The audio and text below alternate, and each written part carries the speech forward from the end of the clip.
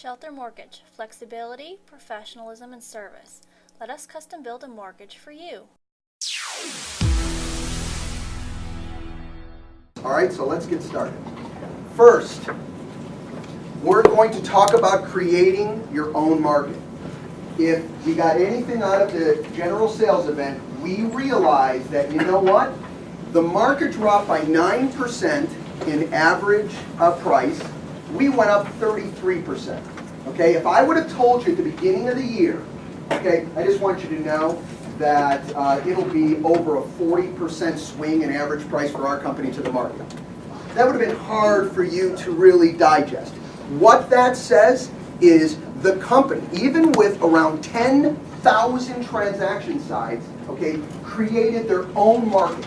Right? It's one thing to do it with small numbers. It's another thing to do it with large numbers. We created our own market regardless of what the market's doing. So the first thing, or one of the first things we're going to cover today, is how you have to realize that you create your own market.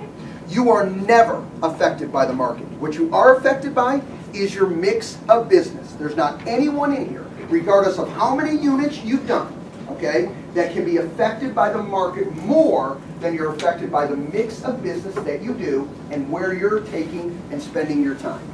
Next, we're going to talk about creating a clear plan that you can visualize in your mind's eye. I want you to, for a second, if you were, how many of you have ever been to any other state, you rented a car and you're driving around and you really don't know where you're going? Okay, pretty difficult. I don't care if you got MapQuest and everything else, it's difficult. You're not comfortable, you feel lost. Well, I want you to think back as a brand new sales executive, and if you're brand new in the business, you don't have to think back that far. I want you to think back. Remember when you first started in the business, you passed the exam, you walked in the door, and you really didn't know what to do, okay? You had that feeling of floundering. Is that true? Yeah. Okay. Now, it was okay, it was acceptable. Why? Well, I just started in the business. It's totally understandable that I wouldn't know what to do in real estate. Now, let's go back the last 5 years. Here's what I've seen. Based on the changes in the marketplace, okay, and the adjustments, we've seen now seasoned sales executives who are very good at what they do and understand the business have that feeling of floundering, okay? And they don't know. It's like they come in each day and they can't see it. So one of the other things we're going to cover today is give you that opportunity. And one of the ways that I want you to do that, I want you to visualize as you're driving in that town, the place that you're going, you don't know which street directly of how to get there, but it's a giant red building, and you can see the red building. It's huge. Is that easier for you to get there? Okay? You don't know which way, but you see, it's like seeing the strip.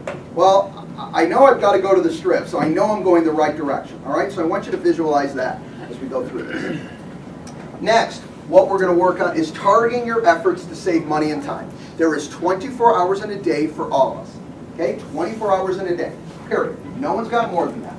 So what we want to talk about today too is how do we maximize our time, okay, and maximize our money. If you spend $1, I want you to get this much value out of the dollar instead of getting this much. Does that make sense? Yes. Yeah. Oh, you say yes for him a lot louder than you say yes for me. Yeah. And then last, what we're going to cover today is I'm going to show you today, if you follow what I'm telling you, is you will present yourself as the market expert. And I don't care if today's your first day in real estate. I will show you a way that you can present yourself as the market expert. All right, you ready? Yes. All right, cool. Show me. All right, here's what we're going to do. Everyone has one of these sheets, correct? Yeah. If you don't, there's some extra over here. Okay, if you don't, let's get them out. All right, so I want to give you one item to focus on, that red building. Now, I'm going to use my example. I'm making up these numbers for this presentation, so I'm not trying to say, well, is Mark's intention here to say that has to be my goal? No. I'm just giving you an example for this class. And what that example is, we're going to say that you need to earn $300,000. And that's to you. Remember, $300,000 to you. Okay? How many of you have gone through Restart and seen the Excel spreadsheet that John demonstrates in Restart? Raise your hand. Okay? All right, a few. If you haven't seen that, please get with management and they can help you and show you that Excel spreadsheet, which will break out even including taxes, how many units you got to do, average price, all the way down to what you need to earn to you. But for this example, let's say that number is 300,000. I want you to visualize that the 300,000 is that red building. So anytime you're feeling lost, where do you go back to? What was that? 300,000. Okay, the red building. And what does the red building represent? 300 grand. Okay, it's 300 grand. So anytime you get lost on what to do and where to go, you go to the 300 grand. So let me give you an example on this. You've heard people talk about, I'm just going to give this as one example of many, social media. You know what? I've got to get into social media. What is the number one reason why people feel they have to get into social media? What is that? Everyone else is in social media. That is the wrong reason to get into social media. If you're going to get into social media, what does the social media have to bring you to? 300 grand. 300 grand. Okay, well, we'll key on the red building. That's good. I like that. But it's the 300 grand, right? The 300 grand represents the red building. I love that. Red building. Red building. Mark, I made nothing last year, but where are you? I live in a red building. And it's not working out for me. All right. So the red building is your $300,000. Every question, every time you're thrown the hottest new idea, the questions you should be asking is, how does this bring me to my 300,000 quicker and more efficiently? That's it. Okay? That's why social media may or may not be good for you. Let me tell you, you're all invited, you're going to be invited next year. We didn't have a big enough showing. You know, one park place every year does a marketing forum. All right, and invites all our sales executives from both markets.